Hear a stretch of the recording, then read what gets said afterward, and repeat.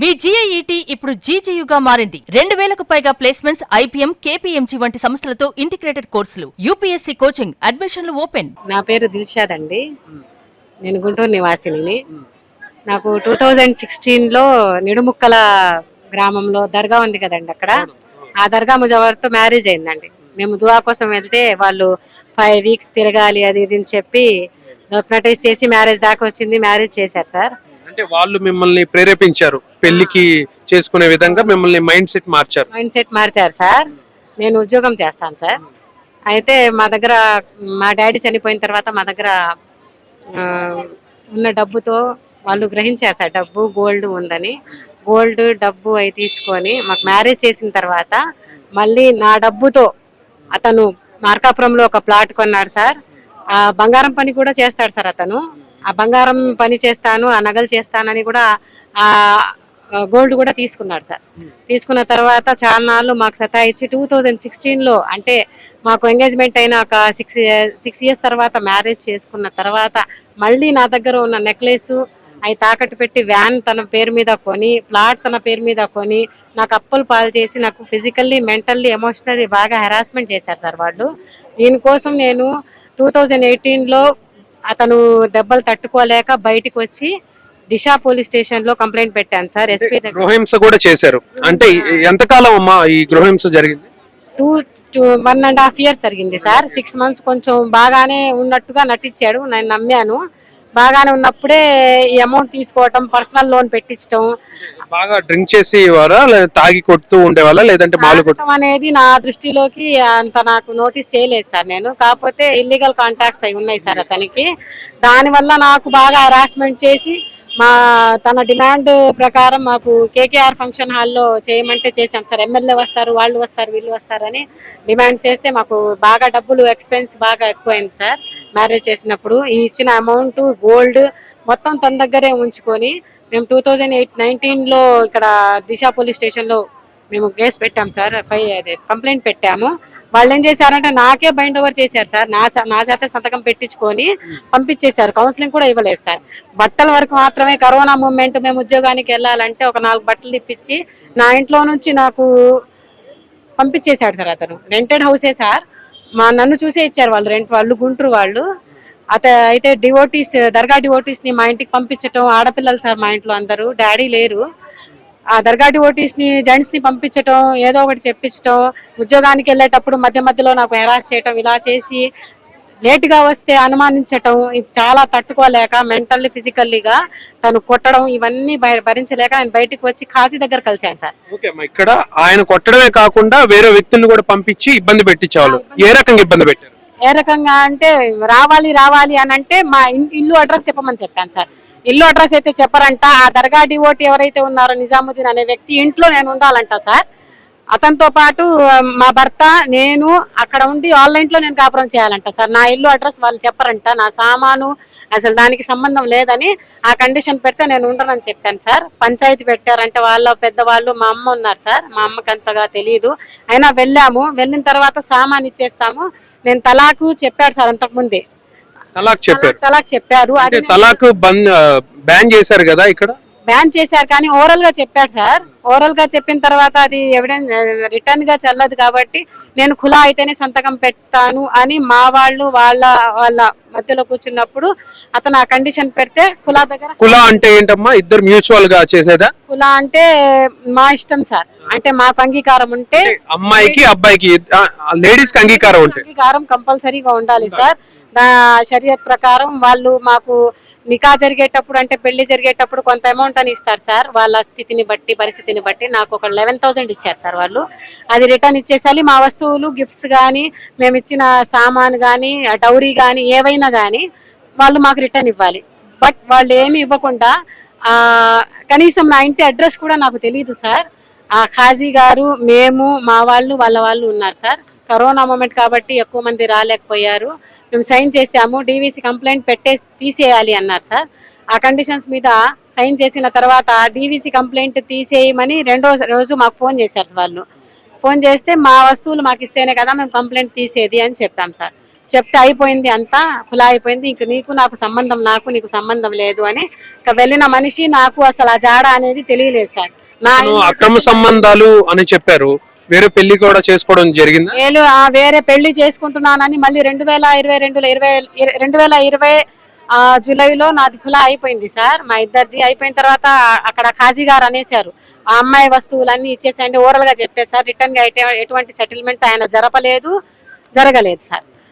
కాబట్టి డీవీసీలో కంప్లైంట్ ఉంది కదా అనే ధైర్యంతో కూడా ఉన్నాము. ఆల్రెడీ నేను కొంచెం హిప్నటైజ్ అయ్యి కొంచెం వశీకరణ అంటే నమ్ముతారో లేదు సార్, అట్లాంటివి చేసి నాకు బాగా ఇది చేశాడు సార్. అది పానీయాలు ప్రసాదాలు ఇచ్చి తినిపించి అతను చెప్పటం, నేను నమ్మటం, ఏదన్నా అమౌంట్ ఇవ్వటం అట్లా జరిగేది సార్. అంటే నేనంతటా నేనే కొంచెం బాగా డిస్టర్బ్ అయ్యాను సార్. మిమ్మల్ని మెంటల్ గా లోపరుచుకొని పెళ్లి చేసుకొని తర్వాత కూడా మిమ్మల్ని ఇబ్బంది పెట్టారు. ఓకే అమ్మా, మీరు 2016లో పెళ్ళైంది, ఎన్ని సంవత్సరాలు కలిసి ఉన్నారు?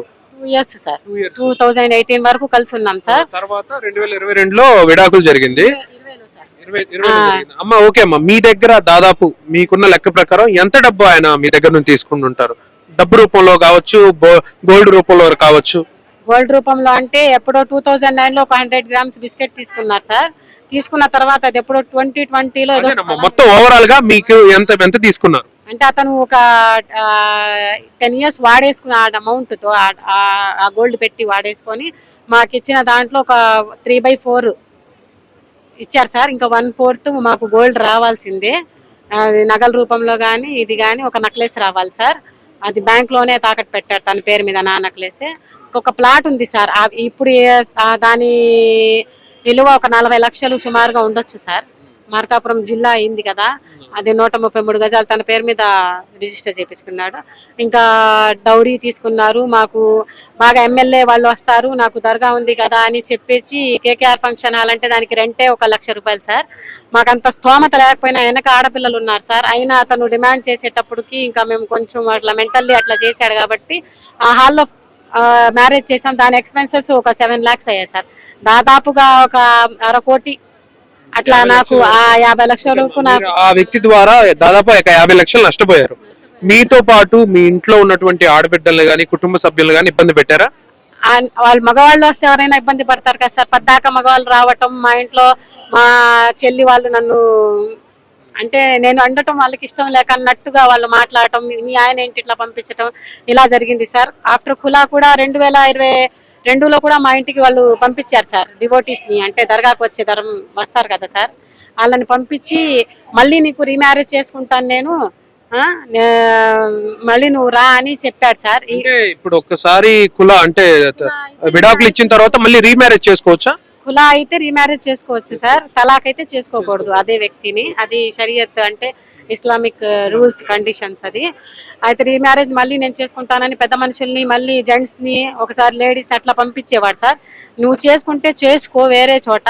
నేను వేరే పెళ్ళైంది అన్నారు కదా, అంటే 2022లో ఆగస్టులోనో అక్టోబర్లో ఎప్పుడో అయింది సార్. మా ఇంటికి పంపించేటప్పుడు ఫిబ్రవరి సార్. ఇప్పుడు పంపించి సరే నీ సామాను నువ్వు తీసుకెళ్ళిపో, నేను వేరే మ్యారేజ్ చేసుకుంటానని చెప్పి మమ్మల్ని పిలిపిస్తే మేము వాళ్ళ ఇంటికి వెళ్ళాం సార్. మా మావయ్య, నేను, మా తమ్ముడు, ఇంకా మా అక్క వాళ్ళు వెళ్తే మళ్ళీ ఇన్సల్ట్ చేసి ఏవో చెప్పేసి పంపించేశాడు సార్. ఎటువంటి సామాన్ కూడా అంటే మా డాడీ చేసినవి అని ఉంటాయి కదా సార్, అవి గుర్తులు ఉంటాయి కదా, ఆయన బాగా హరాస్మెంట్ చేశాడు సార్. రాగి దేశాలు అవి కొంచెం వాల్యుబుల్ థింగ్స్ ఉన్నాయి అవన్నీ. మీరు దీని మీద పోలీస్ కంప్లైంట్ ఇస్తానని చెప్తే మిమ్మల్ని ఏమైనా బెదిరించడం కానీ ఏమైనా చేశారా? పోలీస్ కంప్లైంట్ ఇచ్చాం సార్. నేను దిశాలు ఇచ్చినప్పుడు వాళ్ళు ఏమి మాకు కౌన్సిలింగ్ ఇవ్వకుండా బట్టల వరకు ఒక 4 జతలు అట్లా ఇప్పించారు సార్. మిగతాయి వాడే ఉంచుకున్నాడు. దానికి సంబంధించిన వీడియో కూడా మా దగ్గర ఉంది సార్. ఆ 3వ వ్యక్తే నాకు బయట వెళ్ళిపోమని చెప్పాడు సార్. ఎవరు దర్గాకి వచ్చి అతనే నా ఇంట్లో నుంచి నన్ను వెళ్ళిపోమన్నారు సార్. అప్పటికి మాకు కులా జరగలేదు సార్. 2000 మీరు మత పెద్దల్ని కలిసి ఉంటారు కదా, వాళ్ళు ఎటువంటి న్యాయం చేశారు? మత పెద్ద ఓరల్ గా చెప్పారు సార్. ఈ అమ్మాయిది అంటే ఇస్లామిక్ టర్మ్స్ అండ్ కండిషన్స్ ప్రకారం ఖులా కండిషన్స్ ఉంటాయి కదా సార్, దాని ప్రకారం ఓరల్ గా ఆయన చెప్పారు. బట్ రిటర్న్ గా ఎటువంటి సెటిల్మెంట్స్ జరపలేదు సార్. ఆయన కూడా మా మత పెద్ద కూడా జరపలేదు సార్. అందుకని ఏం చేశారంటే ఇంకా సైన్ అయిపోయిన తర్వాత అతను ఇంకా అంతా అయిపోయింది నేను ఇచ్చేసినట్టే అని చెప్పారు సార్. కింద మీ షరియత్ లాలో భరణం ఇవ్వరా? విడాకులు ఇచ్చిన తర్వాత ఆడపిల్లకి భరణం ఇవ్వరా? భరణం అంటే నేను ఉంటది సార్, కాకపోతే ఉద్యోగి కదా ఇవ్వరన్నారు సార్. ఆయన కూడా అడగలేదు సార్. నా సంపాదన సొంత నేను కృషి పడిన పిల్లలు ఉన్నారమ్మా? పిల్లలు లేరు సార్. ఇప్పుడు అధికారులను కలిసారు, ఎటువంటి న్యాయం కోరుకుంటున్నారు? కలెక్టర్ గారు ఏమైనా ఎస్పీ దగ్గర కూడా మేము 2023లో మళ్ళీ పెట్టాం సార్. అయితే వాళ్ళు మాకు పిలవలేదు సార్. ఆ రిసిప్ట్ కూడా మా దగ్గర ఉంది. మాది పాతగుంటూరు పోలీస్ స్టేషన్ పరిధిలో సార్. వాళ్ళు పిలవకపోతే నేనే 7 days తర్వాత నేను వెళ్తే కులా అయిపోయిందంట కదా వెళ్ళిపో అని ఖాజీ బాబు అని ఆయన ఆ వ్యక్తి ఉన్నారు సార్. ఆయన నాకు రిటర్న్ పంపించేశారు సార్. పంపించేసిన తర్వాత ఫోన్ చేసి మళ్ళీ లాయర్ కని అడ్వకేట్కి నేను డబ్బులు ఇచ్చాను సార్ కోర్టులో ఫైల్ చేయమని. ఆయన ఏమో ఏదో సెటిల్మెంట్ చేస్తానని ఆయనకు ఫోన్ చేస్తే చండాలంగా నా మీద చెప్పుకోలేని విధంగా ఆ లాయర్తో మాట్లాడారు సార్. నా గురించి బ్యాడ్గా చెప్పాడు సార్. ఆ బ్యాడ్గా చెప్పేసరికి మరి ఆయన కూడా డ్రాబ్యాక్ అయ్యి నా డబ్బులు కూడా ఇవ్వలేదు సార్. మళ్ళీ రీసెంట్గా జనవరిలో పెడితే బార్ అసోసియేషన్లో ఆయన ఒప్పుకొని నేను నోటీస్ పంపిస్తానని అదే అమౌంట్తో ఇటువంటి న్యాయం కోరుకుంటున్నారు. నా గోల్డ్ నా ప్లాట్ ఇప్పుడు ఎంతైతే ఉందో ఆ ప్లాట్ నాకు కావాలి సార్ నా డబ్బులతో. కాబట్టి మాకు ఖర్చు అయిన అమౌంట్ అంటే వాళ్ళు మా చేత ఖర్చు చేయించారు కదా అవి మాత్రం మాకు కావాలి సార్. గోల్డ్, మా మనీ, మా ప్లాట్, మా సామాను, మా పేరెంట్స్ ఇచ్చిన మా ఫ్రెండ్స్ ఇచ్చిన గిఫ్ట్స్ అవి మాకు కావాలి అని నేను ఇక్కడ మాకు న్యాయం చేయమని అర్జీ పెట్టాను సార్. దానికి సంబంధించిన రిసిప్ట్ ఇది. మరి ఎటువంటి న్యాయం నాకు జరిగిద్దో నాకు తెలియదు సార్. ఏదైతే 2016లో ఒక దర్గాలో పరిచయం అయినటువంటి వ్యక్తి ఆయన ఈమెను లోపరుచుకొని ఏ విధంగా అయితే మైండ్ పొల్యూట్ చేసి పెళ్లి చేసుకొని ఆ తర్వాత మానసికంగాను శారీరకంగాను ఎన్నో రకాల ఇబ్బందులకు గురి చేసి దాదాపు 50 లక్షల వరకు ఈమె దగ్గర నుంచి బంగారం రూపంలో గాను, వస్తువుల రూపంలో గాను, డబ్బు రూపంలో గాను ఇలా రకరకాల దారుల్లో తీసుకొని మానసికంగాను ఈ రకంగా ఆర్థికంగాను కూడా చాలా ఇబ్బందులకు గురి చేసినటువంటి పరిస్థితి కనపడుతుంది. సో మాకు న్యాయం చేయండి దయచేసి, నాకు తరపున సపోర్ట్ ఎవరు లేరు, అతని దగ్గర నుంచి నాకు న్యాయం చేయండి. నేను ఇప్పటి వరకు నష్టపోయిన దాంట్లో కొంతవరకైనా మానసికంగా పోయింది, ఎలాగో పోయింది, కనీసం ఆర్థికంగా ఆయన నిలబెట్టండి అని చెప్పేసి బాధితురాలు కలెక్టర్ గారికి గ్రీవెన్స్ లో కంప్లైంట్ చేయడం జరిగింది. ఇది ఇక్కడ పరిస్థితి. కెమెరామెన్ చిరంజీవితో శివరాజ్ శంకర్, సుమన్ టీవీ, గుంటూరు.